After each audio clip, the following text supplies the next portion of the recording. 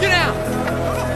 The husband quickly helped his wife up from the ground. Both of them clearly understood how dangerous armed carjackers could be, so they had no choice but to watch helplessly as the robbers drove away with their car. Soon after, nearby patrol officers received the report and immediately began the pursuit. At that moment, a car of the same model happened to drive past them. Without hesitation, the officers quickly followed it. Jack soon noticed that the license plate didn't match, so he told his partner John that this wasn't the right vehicle. But John ignored the warning and turned on the spotlight, ordering the car to pull over. The driver was a polite-looking man. He cooperated completely and handed over all his documents.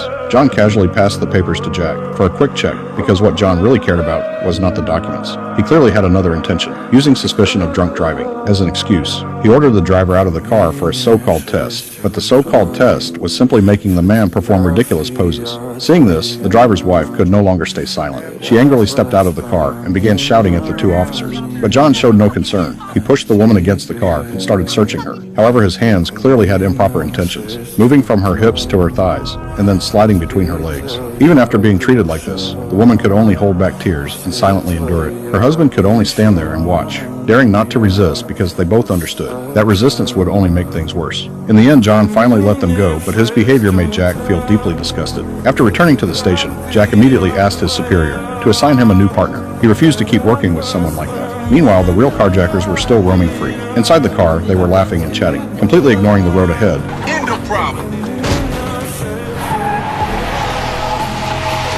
Because of their carelessness, they ended up hitting a pedestrian. But the two men didn't care about the victim's life at all. They simply stopped at a random intersection, dumped the injured man on the roadside, and left him there to fend for himself.